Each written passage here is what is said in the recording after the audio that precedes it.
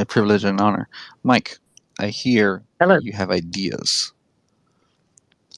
Yes. I hear you have dangerous ideas that may reshape the fabric of space-time as we understand it. Well, yes. From my point of view, I think it's a different understanding of space-time that allows certain things that were not allowed before. So you like the only the corollary that I can think of, and by the way, I have exposure to space land indirectly through attempting the least worst so far attempt at starting a commercial space tourism lottery back in 2013. Which is to say, not very much exposure. But I got to hang out with a bunch of space geeks for a few years, and so I sort of osmosed a bit here and there. Oh, well, that sounds like fun. It was just super fun, actually. But I remember hearing a story about how for somewhere between 10 and perhaps a few hundred years, the world was under impression that space wasn't space. Rather, it was full of ether, which was a material which we sort of had inferred must exist. And then somebody was like, actually, not really. This sounds like an equivalent shift. Is that an appropriate analogy? Yes. Although in some senses it's a reverse shift, because I'm proposing that there is something like an ether, but it only appears when you accelerate. And Interesting. this is called Unruh radiation, which has just been seen in a lab. This is last year by Lynch et al. So you have Exhibit A? Yes. Yeah, that's right. I've got quite a lot of evidence, actually. Published a lot of papers on it. So the idea is that there's a quantum vacuum. So noisy particles coming into existence and cancelling themselves out all the time. But it's been shown that if you accelerate, the energy of these particles increases quite rapidly. Wait a minute, that doesn't make any sense. Does it make sense? Which part? The energy being a subject to the velocity or inertia of a particle. Oh, the acceleration. Okay, so these particles appear because there is a horizon in space. If you move, say, to the right, if you accelerate to the right, then information from your left will not be able to catch up with you because you're accelerating away from it. So a horizon appears. And what happens is very like what happens on a black hole event horizon, that every so often you get a particle emitted in a pair on that boundary, on that horizon. And one particle goes behind the horizon from your point of view, and one comes towards you. And normally they would recombine and cancel each other out. But in this case, because of the horizon, they don't. So the more you accelerate, the closer the horizon comes to you, and the more of these particles you see. So the field becomes more intense. And this is called Unruh radiation. It was predicted by Bill Unruh in 1976, and it was seen last year for the first time. Observed? Yes. So, okay, observed. And yet... Yeah. Okay, so is that a meaningful distinction? It was observed as opposed to, like, I don't want to say in spirit. In fact, I've been hanging out with too many lawyers. Is this a phenomena which we are observing, or is it a state that we are measuring? That might be the same thing, actually. It's we are. It was a good point, but we are actually measuring, observing it. What they did was they decelerated particles very rapidly in a crystal, and they saw a peculiar kind of light given off, which looked exactly like the prediction for Unruh radiation. So they have observed it. Okay, does this change our understandings of what particles are? Because it sounds like there's like I lack the language for this, unfortunately, like a double spin, where at a certain velocity, there's a bifurcation of particle. This sounds like some sort of weird probabilistic field where under certain conditions, well, yeah. Well, this was these virtual particles have been known about for quite a long time. The fact that they appear in a pair is just a consequence of the conservation of momentum. Um, so if they appear as a pair going in opposite directions, then there's no violation of the conservation of momentum. And then they Oh, tend to attract each other because they're also opposite charges to right. sort of charge. So they kind of collapse back on themselves and disappear. So unless you've got a horizon there to make them appear or split them up, you won't see them. It feels like a sonic boom situation where like Yes, here's how we think sound works, but actually, um, you said yes quick enough for that to sound like I did a good job of finding an analogy. yes, Um, yeah, it's a good analogy. Yeah, yeah, very good. Well, um, you started yes, out in it's photography, right? I thought that was really interesting. Um, how was yes, your I did. background finding in space? Sorry, how does my background? In oceanography, find application in space. How is that helping you? Ah, well, yes. Back in 2006, I was in charge of wave modeling at the Met Office. Well, not in charge. I was wave modeling. I was running the wave model, um, and I became very interested in waves. I was also very interested in at the time in galaxies, galaxy rotation, and I knew about the galaxy rotation problem. Um, I thought I'd try out these Unruh waves to see if they could explain it, um, and it turns out that they did. What set me off was the maritime Casimir effect. It turns out if you have two ships side by side in the ocean, then fewer waves can exist between the ships because there's a sheltered region, and also that there's friction with the ship's sides, so the waves get damped. But there are more waves outside the ships pushing them together, so the ships tend to move together. And so I wondered whether this had some connection to gravity, because it looks very much like gravity. yeah, there's like I, the. Oh, please continue. yes, and so I started to think about inertial mass because it's never really been understood.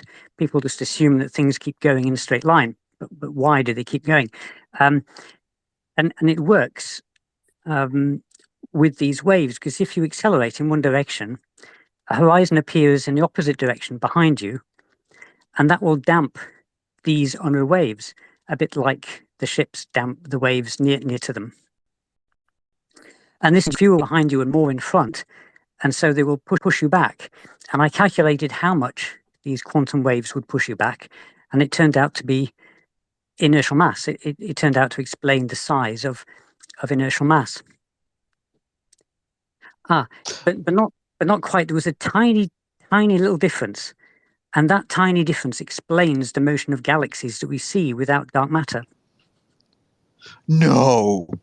Yes, it does, and it does it exactly. Oh, that's gonna frustrate a lot of people. Yeah. Ah, Why he deleted his article from Wikipedia. You understand now. Like checksum explains. yes, it explains it. How can I say? Without any adjustment, there's only one prediction that it can possibly make. This theory, and it does make the correct prediction. That is congratulations and my condolences, sir. That okay. So my temptation is to like jump. Huh?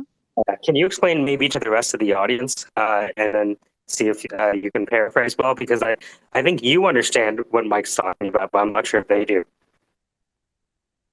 I'm barely hanging on, my guy.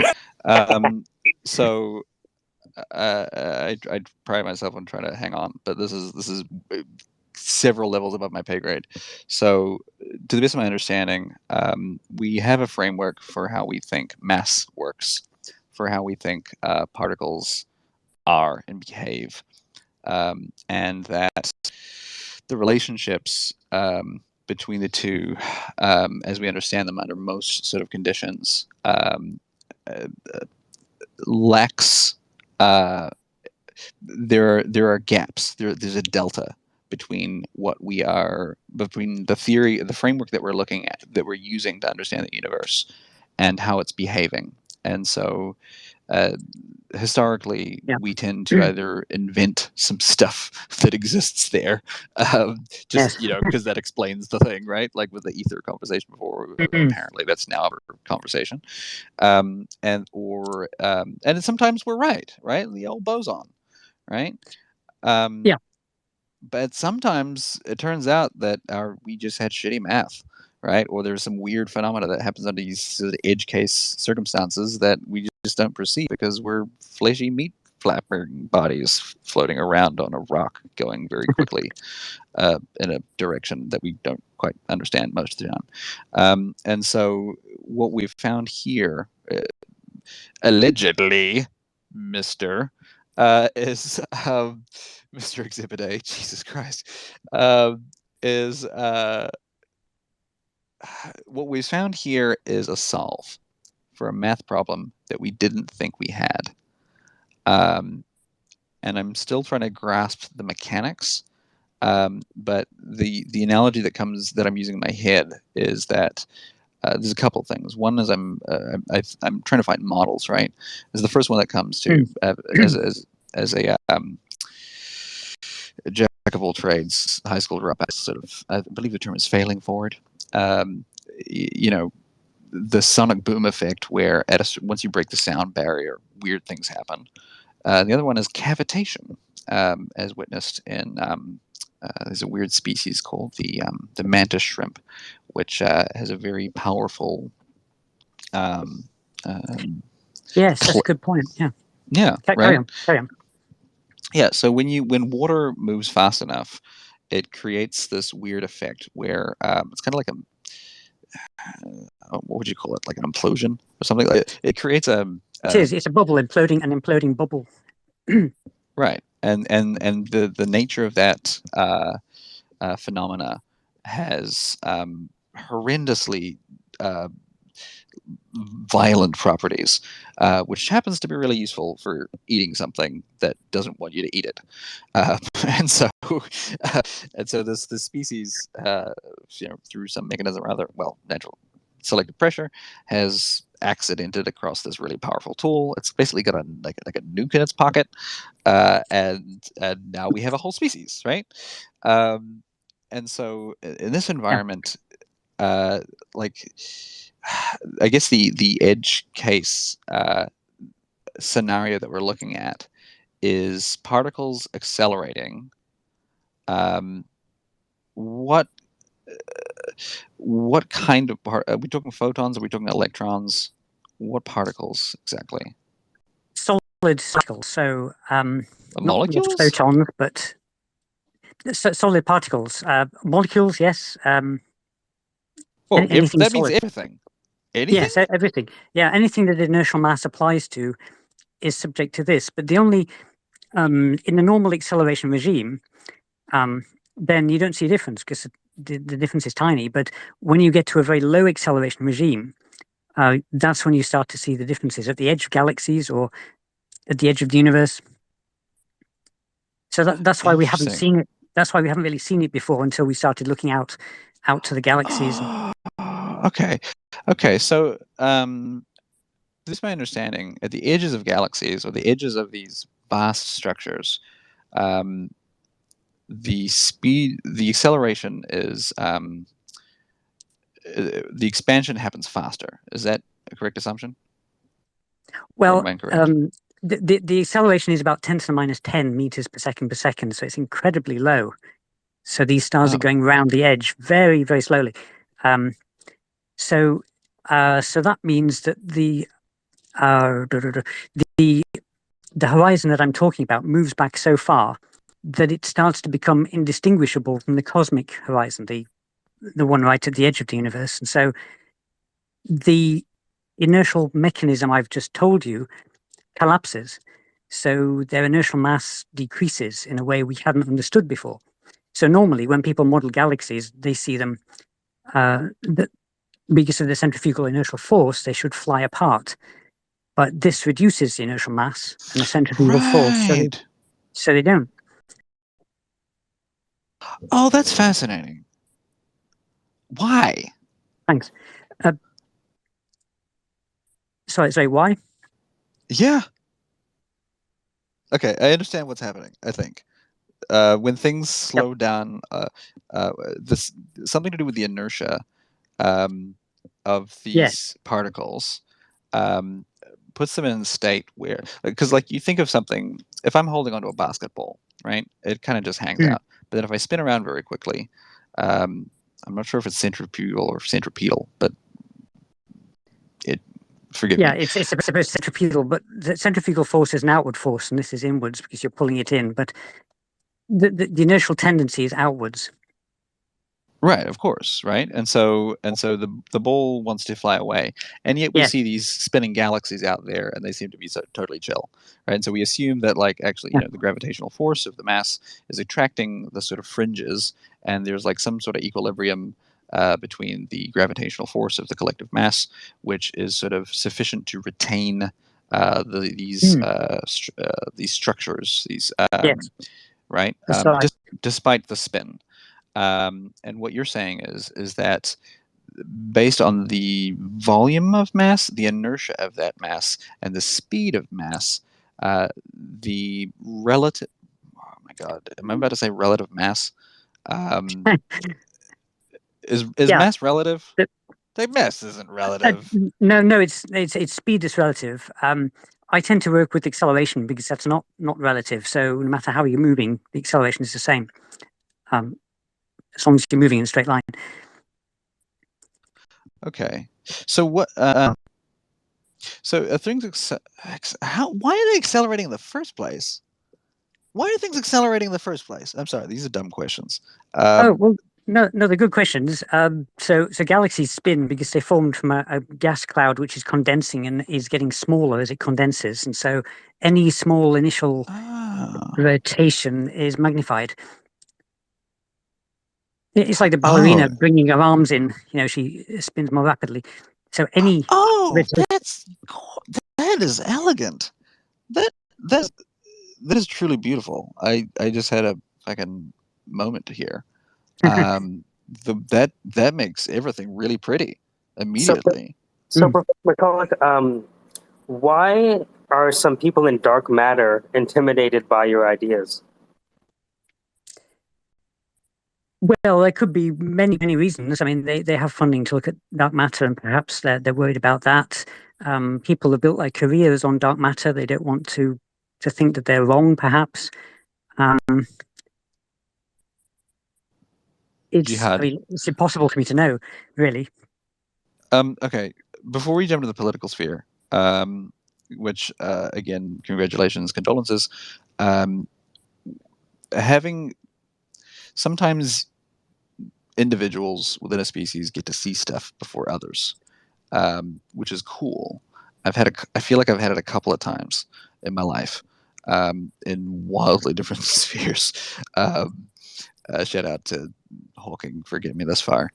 Um, but it's really cool because you get some time, you get dwell time, right? And during the dwell Yes, time, that's you're right. like, yeah. And so I wonder, uh, first of all, how much dwell time have you had? And then what do you think the sort of second and third order effects are in terms of ramifications in any direction you possibly want to take the conversation? I'm sure there's some abstract ones, and I have a suspicion there's some practical ones, but I'm curious as to where you've been thinking. Yes. Okay. So I first thought of this back in 2005, and I first published on it in so it's been 16 years, 17 years, something like 16 that. years of dwell on Yes. solving for dark matter. So I've had plenty of time to think about it and publish on it. And where it could go is huge, really. The obvious first one is propulsion, and that's what I've been funded by DARPA to look at for the past 4 years. So they asked me. So what I said in the paper was that um, the theory predicts that if you make a synthetic horizon on one side of an object, then you can make it move towards that horizon because you're damping Because the mass quantum vacuum. differential. Yeah, that's right. Yeah. You're damping the quantum vacuum in one area, so you're making a hole for it to kind of fall into. So DARPA said, okay, go and prove it in the lab. So after many trials and tribulations, I think we may have done it. Hold on. FTL? Yes. No. I think it gives us a loophole to. I don't really want to get into that because I haven't published on it yet, but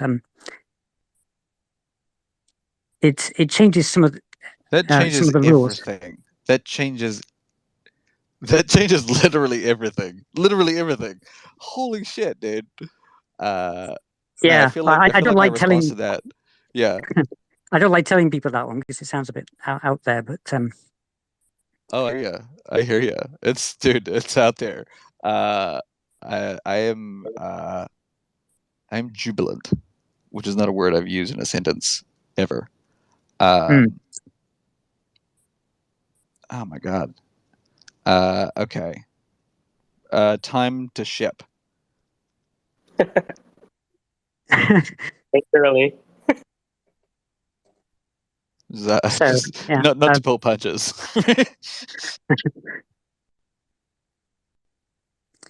and even without fast flight, it's possible to get to Alpha Centauri in less than 10 years because it's this would give us a kind of propellantless propulsion. So instead of carrying heavy fuel, all you do is have something which damps the vacuum on one side of it, and it will move in that direction. You can think of a ship at sea. Actually, you've got a ship in a stormy sea, and if you kind of put a skirt on one side of the ship which damps the waves, then the waves won't hit it from that side, so the ship will move towards that side. And it's that sort of That's thing. so pretty. Yeah. Yeah. I'm suggesting in space. That's so fascinating. So I've known a few humans in my life who seem to have this intuitive understanding of certain phenomena. My father always had a knack for hydrofoils, water and wind, basically. Oh yes. You know the types, and so they could look at a vessel and say, you know what, I think we can rebalance this, and I think we can, you know what, if we chuck this up on some hydrofoils real quick, I'm pretty sure we could get like efficiencies over here. And then you'll look at this weird contraption, and it looks like it is about to implode, just stationary, and then it glides across the ocean in tempestuous waters. And they're just like, oh, of course. And you're like, what the hell are you talking about? Of course, you're sailing on something that looks like a pair of tongs. Yeah, it blows my mind. But I can relate in some ways. My sphere is audio frequency spectrums. Sometimes with light and other things that look like sound, and so within certain contexts, though, right? And maybe a little bit of economics and whatever. But I wonder, like, to the extent that we each view the universe through our own sort of rose-tinted glasses, or insert other spectrum. How do you see yourself as having lenses that others don't have? And if so, how would you characterize the delta between the lens through which the aggregate, person sees the universe, and the filters through which you have, for better and worse, presumably, are able to see stuff? Well, it's I've done a kind of step, and I've kind of re-understood dynamics in this different way by using horizons that pull you along instead of the traditional idea of forces. So that's a different way of looking at things, and it produces a lot of different results. I'm not. I should say I'm not very practical at all. But I do think all the time. I'm sort of somebody who can't stop thinking. And so I'm very abstract and not very practical. You're in a safe place, Mike. That's fascinating. Horizons. I've been thinking a lot about horizons recently. the interplay of time horizons applied to the human experience, and how the value of a thing is universally contextual to space-time, right? Like, if you want an hour of my time, like right now, that's a different conversation than if you want an hour of my time at some ambiguous time in the future, right? Which is why we have, EMTs, so to speak. And it's reframing how we've sort of tokenized space-time in the form of the calendar, and then sold our time and attention through things like the W-9 employment form versus, on-call and demand versus contractors versus fiber, whatever. Oh, yes. Yeah, I understand. Yeah. You know what I'm saying? And so I'm playing around a little bit with that recently, and I've found that the more I look into it, the more the more horizons are coming into play. And I don't. Well, yeah. Yeah, that's very interesting, because one of the things I'm thinking about is, well, horizons are all about information. And I've shown that if you do put a horizon in something, you erase a lot of information from behind it. And by Landauer's principle, that releases energy. So you can also think of this in terms of the future. If you do something that, instead of 3 things being possible to come to pass, only 2 of them can come to pass, that is a destruction of information. And so there must be some energy released somewhere. I'm momentarily silent because I'm opening up a very rare folder in my Evernote, where I just jot down words that I need to Google later. Landauer's principle? Yes, Landauer's principle. So he was looking at computer memory, ones and zeros, and he said that when you erase a computer's memory from, I don't know, 001, 001, down to all zeros, then this represents a reduction of entropy. The pattern is simpler. And this can't be allowed. So the system must release heat. And from that, he deduced that information, if destroyed, appears as energy. And this predicts quantized inertia very well, because I've worked it out. If you put the Rindler horizon in, this horizon I'm talking about, you erase part of the universe, and the amount of energy it releases is exactly what's needed for quantized inertia for this theory. Ringler's Rindler. What was the? Yes. Yeah, Rindler horizons. That's what they're called. Okay. Sounds like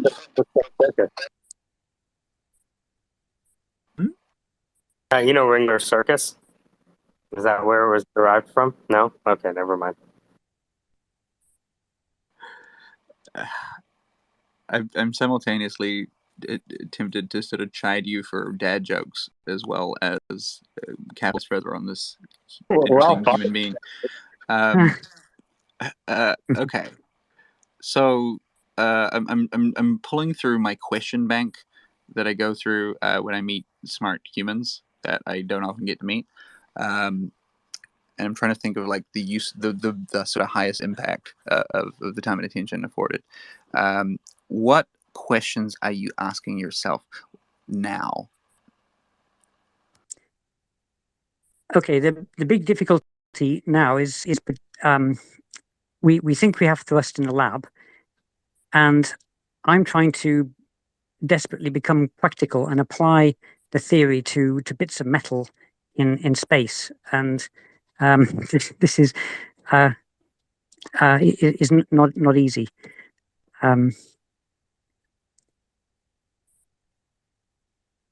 Okay, so MVP. What are the gating functions between here and 1.0 as you see them? So the crucial thing for me is to publish my latest paper on the capacitor approach to doing this. So And then, well, yeah, I mean, there are certain things I want to say, but several of the labs I'm working with have NDAs. So Yeah, recorded space, and I understand. yeah. Okay. In that case, if you'll permit me, if the room will permit me to be selfish for a moment, um, if I wanted to catch up, for mostly in pursuit of distracting myself from doing things that I am supposed to be doing, and if I were to spend Google somewhere between 3 and 10 terms, and presumably go on various sort of Wikipedia rabbit holes, I have Landauer's principle. I have Ringler horizons. Yes, Unruh radiation. More again. Yeah, so I discussed that one before. This quantum background. Spelling to the top, Ruben. Unruh radiation. Oh, that's really actually quite pretty. From a is it a palindrome? Who's responsible for this etymology? Where does that come from? Well, this was a guy who predicted Unruh radiation, this quantum background, Bill Unruh, and it's a very interesting name. It's his surname, but in German it means noise, Unruh, and it's actually applied to the quantum background, which is a kind of noise. See, that frustrates me a lot.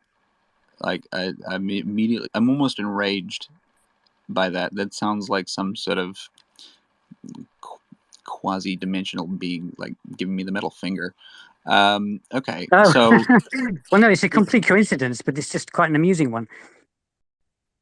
see that is a man after my own heart. So much more ready to believe that. Okay, I want to believe in the sense of control that I have as a fleshy meat body more than I want ultimate deities give me the middle finger. But yes, I wasn't trying to suggest it was. Okay, so Landauer's principle, Ringler's horizon, quantum backgrounds, Unruh radiation, capacitor approach, which sounds more like a methodology. Are you able to unpack that a little bit, or not? Yeah. So these guys in California, they read my papers, and they had some experience with capacitors, and they said, "Why don't we try capacitors?" So we did, and it works. And the way they work is you charge them up, the electrons charge across the gap, and the acceleration is so large that they produce a lot of Unruh radiation, which is damped between the plates of the capacitors, which pulls them further than they otherwise would be. And it's a very good way of getting this thrust. We've tried several ways, and that's the best. The best so far. So what is the efficiency of that? How many times can you sort of chuck that into the loop? Because presumably any laws of entropy, right? So is there are you aware of a hard formulae for the current levels of efficiency in order to be able to sort of push that at scale enough to sort of see a material effect? Yes, well, I can say that it gives you 10 newtons per kilowatt of force, and it will work practically, effectively, for decades, because all you need is a solar panel, the engine, and you just leave it there, and it goes. Okay, 10 newtons per kilowatt, and Yep. if you have access to the sun, then you can do all sorts of interesting things. Yes, you can use RTGs as well. So RTGs in deep space, radio isotope thermal generators. I am going to be the smartest 50-year-old. Not today. Okay. So is that because so when you say 10 newtons of force per kilowatt, is that outside the standard expectations of the? Yes. Okay. Way beyond. So ion drives are well, it varies, but 0.02 newtons per kilowatt, and they also have the disadvantage that they need to carry the fuel, the xenon gas. Right. Okay. Well, that's what I was saying about ion engines earlier. But this is fundamentally different. You're like you're tearing the fabric apart. So Yeah. you're Ouroborosing your way, so that you don't. Okay, so that 10 newtons per kilowatt, you would sort of inferring equivalent there, or is that 10 newtons per kilowatt? That's exactly 10 newtons per kilowatt, and yeah, we've seen that. So in a lab. I guess what I'm asking there is are you sort of breaking the rules to get a 10 newtons per kilowatt equivalent? Yes. Okay.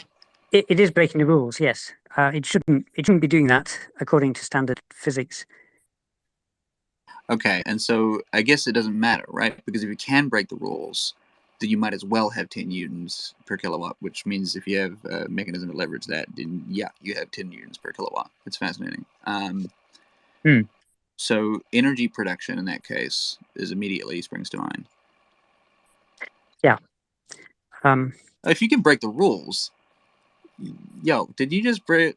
Did you have you? Can you break the rules hard enough to leverage the breaky, non-breaky parts? If you're violating the law, I guess you're not violating the laws of physics. I guess we just found a new law. Well, all I'm allowing is for relativity to talk to quantum mechanics. So the quantum background comes from quantum mechanics, and the horizons come from relativity. So I'm kind of stitching the two sides of physics back together. Right. Okay, so is there a path here towards energy production, stationary energy production? Yes, I think there is. There are other ways to do it as well. You can have nano cavities. I've written a paper about this. It predicts that if you have nano cavities and electrons moving within them, that they should see temperatures hot enough to produce fusion. That kind of thing. Holy shit! Have you ever said "holy shit" in this process? Because I feel like you must have said something equivalent. It's probably more polite. I think that's what the critics said. Good grief, maybe. I say good grief. I used to like Charlie Brown. Eureka. Right. That's fascinating. What are you most excited about that you're allowed to talk about?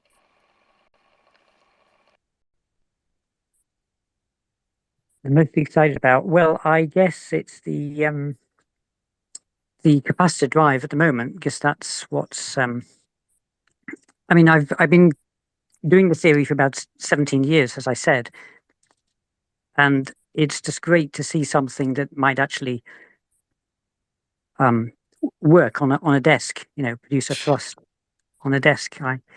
That would be really exciting. Manifestation, yeah. If you were to sort of predict within the sort of probabilistic field of the future, right? And maybe somebody presses the wrong button and we have to go back to stick technology, and maybe things work out, right? And people pull their proverbial appendages out of the other opportunities to do so. What kinds of what is the cascade effect of this, do you think, in terms of somebody once said that the future's already here, it's just unevenly distributed, right? And I guess I look at something like this and I can see applications for doing things that we just couldn't do before, which is very cool. I think you could have floating buildings, for example. That's one of the wilder things I've been thinking about, because you could design a material that the quantum vacuum, so it's got a different grain size at the bottom and the top, and then the material will just sit there, propelling itself up against gravity. So do you know how hard it is to make me speechless, young man? Sorry. Oh man, that's borderline offensive. Okay, all right. I'm gonna kick myself later for not coming with having 1,000 questions that none of which I'll answer in the moment. By the way, with respect to your time and attention today, do you have any sort of natural windows or bumping up against? I'm sort of wary that we're sort of pulling you away from the fucking bleeding edge of the advancement of humanity, right, in this moment. Well, yeah, I guess I should go in 5 minutes or so. But I'm happy to answer questions if needed. How can we help? We probably fucking can't is the real answer. God damn it. All right.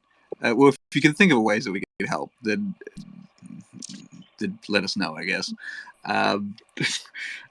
Yes, well, it's I guess it always comes back to funding, doesn't it? But I'm funded by DARPA at the moment, but that's coming to an end. So okay. Well, actually, that's you know what? We're not actually too bad at that. Yep. This is sometimes as the person who like has weird ideas that are, thank God, so much closer to things people can understand. And again, congratulations and condolences. You end yeah, up thanks. having to be yeah, you end up sort of having to be good at like thinking on your feet, and so you end up with like this 1,000 ways to sort of skin a cat. One of my roles in a previous life, nope, just this one, is I'll get a phone call every 6 months from an angel investor, and they'll be like, Ruben, I invested all this money in a technology company, and I said to get their customers and technical founders, right? And then they spent all the money and didn't get any customers. So I need you to come over here and work with this portfolio company and either kill them or get some customers. Can you do that for 6 months? By the way, we already spent the money, so there's none left. Good luck. Which is fine. Okay. Somebody once compared it to the dude in Pulp Fiction, the wolf who turns up. I haven't seen Pulp Fiction, but don't watch it. Don't do anything, and don't even talk to us. Go fix everything, Mike. okay. Well, another thing would be if you could just tell people about it, because it's very hard for me to get the message out, because on certain preprint archives, my papers are now banned. Well, okay. Well, in pursuit of you know, aligning, in pursuit of alignment, I mean, you have to start with why. I guess my instinct is that there's there's another kind of inertia at play here, right? Yes. Yeah.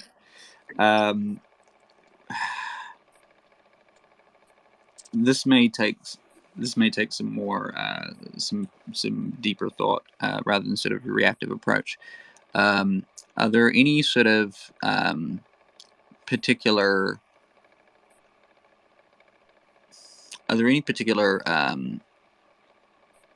things that you're sort of bumping up against that feel solvable, but you're too busy, restructuring our understanding of space-time to deal with? Like what? Like if there was a Goliath to the David here, who's Goliath? Who's Goliath? Well, it's most of academia. I suppose I've written to a lot of physics departments to ask to speak, and they're kind of skeptical, even though I have 26 published papers, and so I really don't know how to make progress. I mean, I'm a theorist. I'm not really I'm not at all a PR person, so it's hard for me to know how to persuade. I mean, it seems to me like this is the kind of technology that is so low level that there has to be people who want to I mean, you don't have to like look for philanthropists here, to me, right? Like there's classes and subclasses of sort of financial capital and social capital and other forms of capital here. That this is sort of so low level fundamental, like even just energy storage, let alone energy production. I was briefly exposed to the wild and wonderful world of trying to figure out how to store gigawatt hours just for 4 hours. If you can store a gigawatt hour for 4 hours, then you solve so many problems. And that's interesting. Yeah. Okay. well, it's hard. It's hard if you're trying to do it chemically, which is the current approach. But this sounds like a viable path for something like that. Does terrestrial environments just mess everything up here? Like, did the gravitational force? Yeah. No, it still works fine. There is a very good way using this theory to make a current. You just have a capacitor gap and you have a horizon on one side of it, and that will draw current across. Things like that could be used for power generation. I haven't really thought about power storage. That's interesting. Yeah. Well, so I mean, if you can store generation, if for the purpose of generation, it might as well be storage, right? Like anything that you can solve for storage, if you need a generational equivalent, then it's the same thing. But yeah, because you're breaking the rules, man. Yeah. Okay. Can we at least can we be friends on the internet, man? Yeah, sure. Just follow me on Twitter, send me an email. Okay, cool. Something like that. If we were to swing celestial body equivalents in the form of humans who can help with things into your path right now, who's useful to throw at you? Let's see. I suppose people like Paul. Oh, for money, you mean, or for academic? Well, I'm assuming money, but then and we can sort of we can refer on that later. But like any other sort of areas? Well, yes. I mean, people like Peter Thiel and SpaceX. Yeah, Elon Musk. People like that. Okay, so the vector there feels like people who are dealing with problems in zero-G environments where the gating functions of getting things into that area are so expensive that the ROI is sort of magnified in those environments. Yeah. Yes, I think I see what you mean now. The first real application will be satellite station keeping and satellite maneuverability. I mean, this is why DARPA was so interested. Well, did you just say satellite maneuverability? Yes. That's not an option. What? Like, hold on, Leo? Sorry, low Earth orbit? Yeah. Anyway, because this enables a very quick acceleration, sort of darting around of the satellites that wasn't there before, and it also has military application because it doesn't emit. That's terrifying. Oh, is it? Okay, I don't know. I mean, it's awesome. It's absolutely awesome, but it's like the terrifying awesome. It's actually awesome, as opposed to like this cheeseburger is awesome. Yeah, it's like an impulse drive, isn't it? Something like that. Right. Yeah.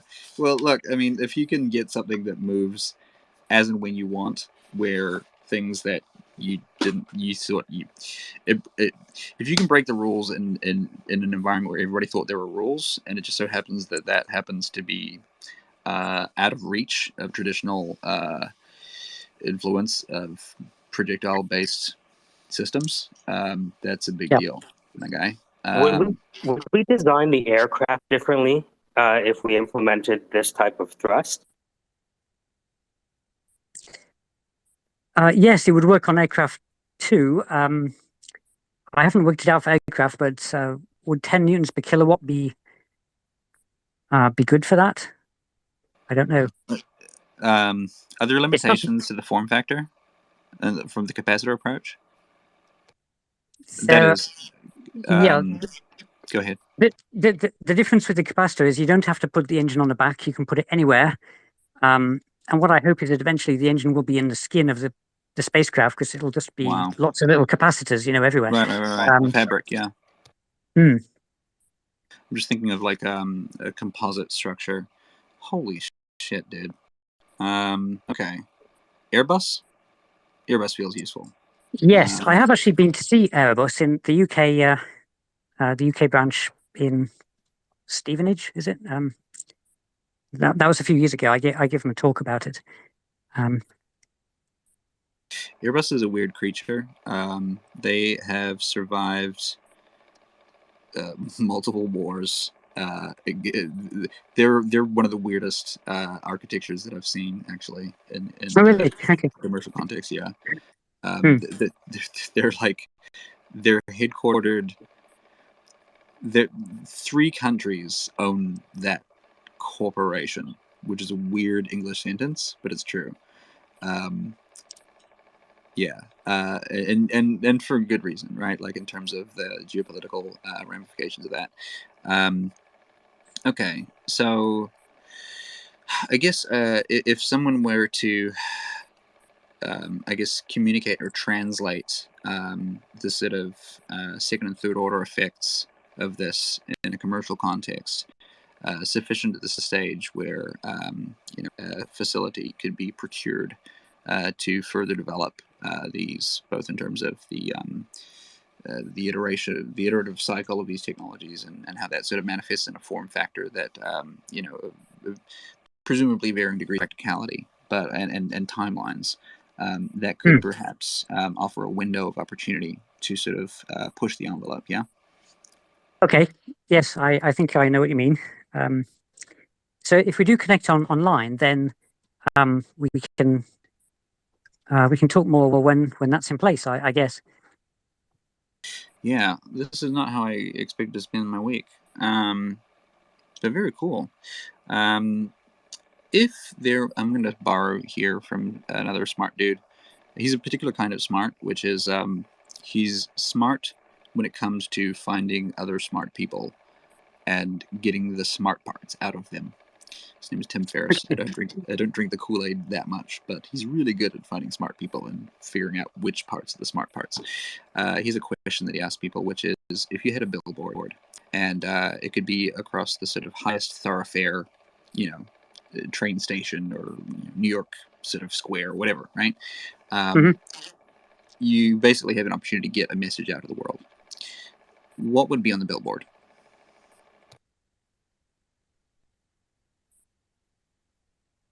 Oh, something like motion is produced by horizons in the quantum vacuum, something like that. All motion is produced by horizons in the vacuum. I am feeling a degree of empathy in this moment, because that shit made no sense. But I understand. but I've had those moments.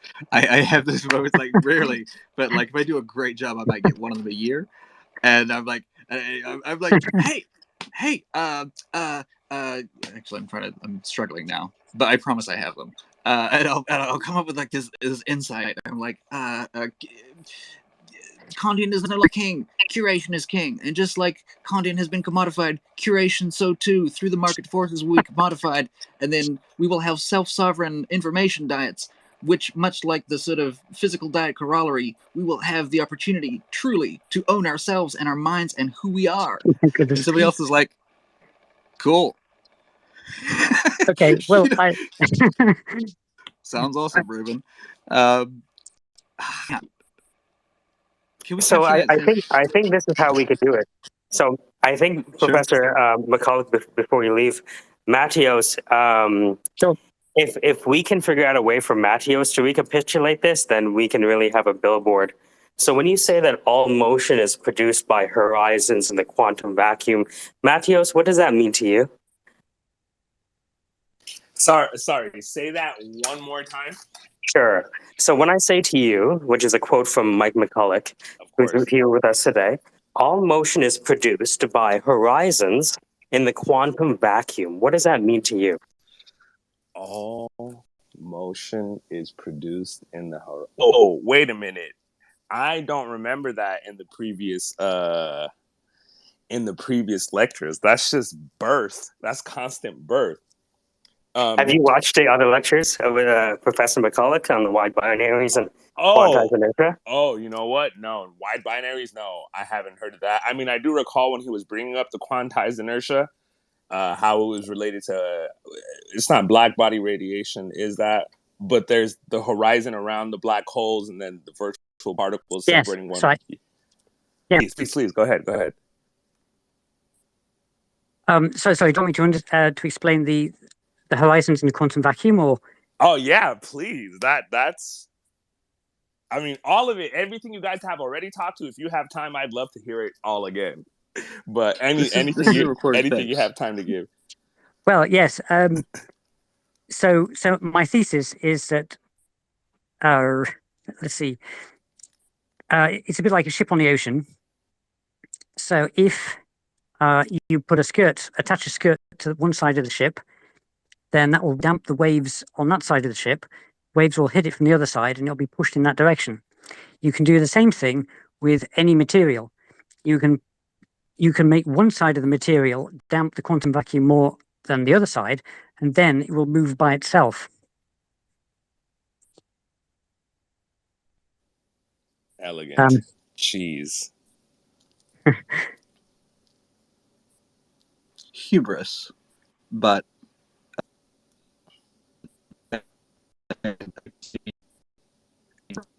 biological ripples. That's really frustrating that you're seeing that kind of reaction. Yeah. I feel like I have enough to go try to be a useful person. Okay, well, thanks. Yeah, anything to do with networking you could do, or suggestions would be. Yeah. I'm gonna jump in here, Mike. If you're looking for suggestions, if it's okay, I'm gonna jump in here. You guys are way okay, sure. You guys are way above my pay grade. This is all new to me, but practically speaking, a lot of the really good ideas and intelligent people I've heard lately, I've heard through the Joe Rogan experience. And if something's written in a way that catches his attention, he can not have heard of you before or know anything about you, but he can get like some kind of an email come to him and be like, wow, that sounds really interesting. That's and the billboard, fly the person out and have them on the show. I'd make a suggestion to you because I think of myself as pretty intelligent, but again, this is all new to me. Maybe run the stuff write it out and present it to one of your friends who doesn't speak science, and they could say like, I don't understand this, and then they can maybe help you frame it into, sorry, I'm going to call it English. I know what you're saying means something, but I can't get it. But again, it's new to me. But if you can write it in a way that people can understand it and at least shoot it out to Joe Rogan, if he finds it interesting, you're instantly on the map. It doesn't surprise me that you're running into walls with academia and other people because again, I don't know what you're talking about, but it kind of reminds me of Tesla trying to make it back in the day. Of course, he's going to run into walls because they didn't want his stuff out there. Something tells me, and someone can jump in and tell me if I'm right or wrong. It sounds like the same thing's happening to you. Yeah, I haven't made a comparison to Tesla, like a genuine comparison to Tesla, my whole life. But this might be the exception. This is like the less visible side of Dunning-Kruger in a lot of ways, right? Where not only do people sort of who not know the thing sort of over exposure and understanding and sort of the ability to put their hands on around it, but also people who have like this overexposure to a thing tend to have a lexicon and frameworks that are sort of sufficiently developed and mature and seasoned and sophisticated that the delta between their understanding of a thing it leads to a breakdown in the lexicon and communication. The ability to sort of Eli 5 it, right? And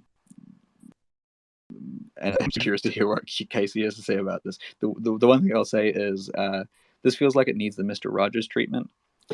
For those non-Americans in the room, I'm originally from New Zealand, but I've hung out here for a good 10 years. And America has this character by the name of Mr. Rogers, who was a TV show host. And he has there was Obama, Martin Luther King, and this dude, Mr. Rogers, are the best communicators that I've heard in history. And the thing about Mr. Rogers is, and he's really the kind of show, is that man has never said anything that everybody in the room didn't like understand. Like he sort of has like this force majeure of like fourth grade English that he just filters everything through, and it's impossible to misunderstand him.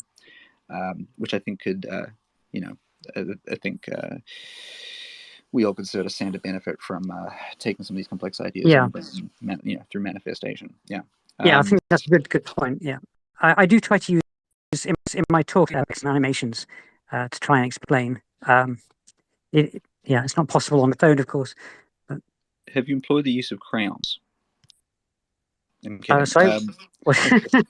Have you tried making Snoop Dogg and Eminem sing a song about quantized inertia? That'd be fantastic. Casey, go ahead.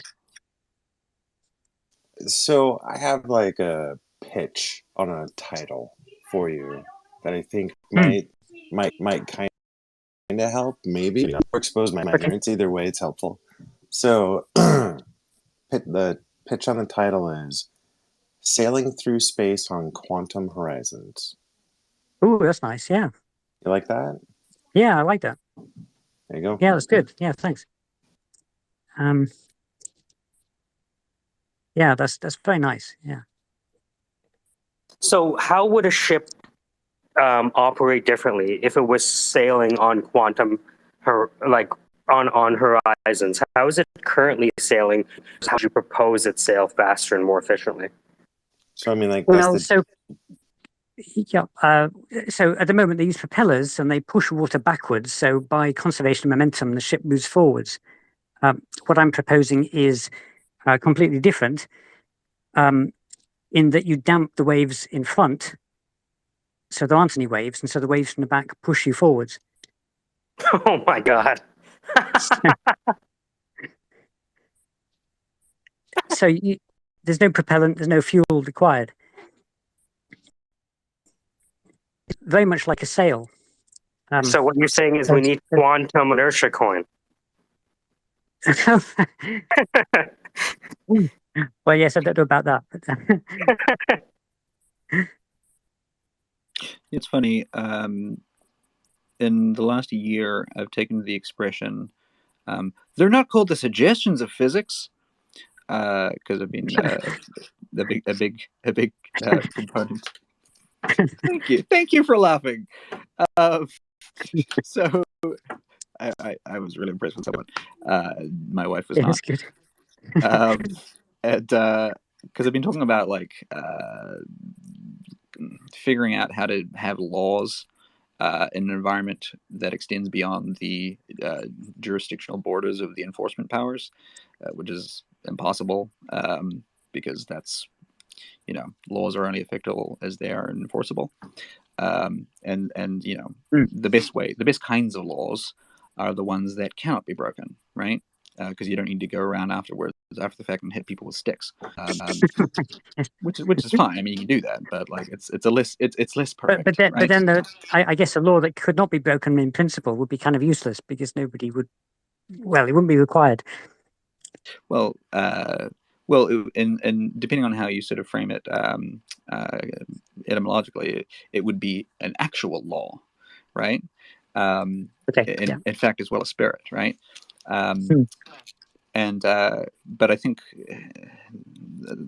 I'm just going to have a lot of cognitive dissonance later on today about phrase, I think, in the future, for the same reasons that I'm sure half of academia is butthurt about their loss of dark matter.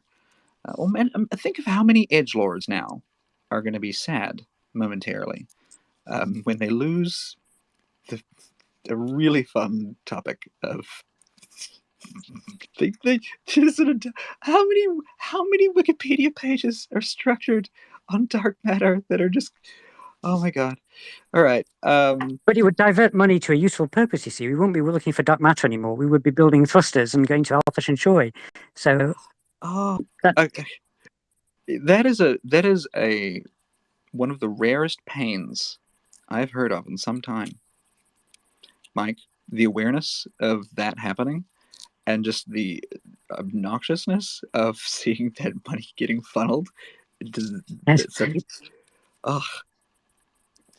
So earlier, Professor, you were talking about the dampening, and so the non-dampening part. I don't remember which experiment you were referring to. I remember there was one waves in the oceans, and then you found it wasn't the movement part; it's the virtual particle part. I guess what I'm asking is, how is it that one side gets dampened, or if you can just talk to that a little bit more. Okay, one good example would be a crystal with a different crystal size on the top and bottom. And then the idea is that the finer crystal size on the top damps the quantum vacuum more than the larger crystals below. Oh, shit. So then you'd have then you'd have a gradient shock. So it'd be weak unless you put in some highly accelerated electrons into the crystal, and then this gradient in a quantum vacuum might be big enough to pull it up or force it up. Man. For those unfamiliar, if you're curious about the fabric of space-time and the permutations thereof, apparently, go to Mike McCulloch's Twitter bio right now, and you can click on the link in there, and it has access to this blog and presumably his contact somewhere, possibly, and a whole bunch of ideas and his favorite links, which I assume are a bunch of smart humans saying smart things. Open STEM. That's neat. Yeah. Side note, a long time ago, in a different during a different lifetime, I had a side project called TLDR STEM, which was we would take like educational sort of school experiences, like build a rocket or like make something explode or something else that's life endangering for children, and we would just put them in a place where schools could rent them for free, basically. Like it's like a library where you borrow a book and you put it back, and as long as you put it back in good order, you're fine. And it was like designed to like be distributed through the PTA system, and it was called TLDR STEM, which is cute etymologically. Okay. Yes, very, very good. Yeah, hands-on science. I'm going to tell somebody later that I was validated by a super smart human being. Okay. Mike, thank you so much for your time today. Thanks for taking the for following the bat signal. It has been a distinct pleasure. I use that. Thanks very much for listening. Yeah, and I've seen a number of sort of areas of thinking developed even just in this really short conversation, and I'm sure once I'm able to sort of coalesce, I'm going to feel a lot less sure about things. So thanks for that. Yeah, doubt is always good. So yeah.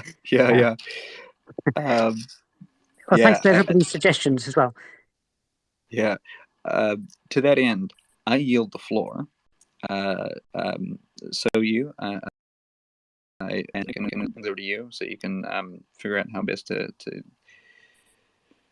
Yes, this has been the square space where we.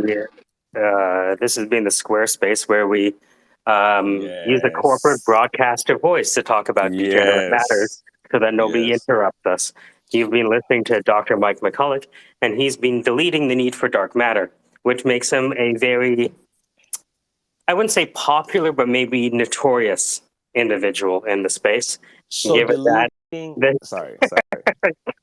Given the sheer amount of fun he is endangering. Nice. So I mean, because the way they use dark matter is almost like it's after, right? It's not built into the models. So the way that you're describing the universe for us, we're not having to shake any new information out once we do a reading. Is that correct? That's right. All you need is the speed of light, the mass of the galaxy that you see, and the cosmic horizon, the size of the cosmic horizon.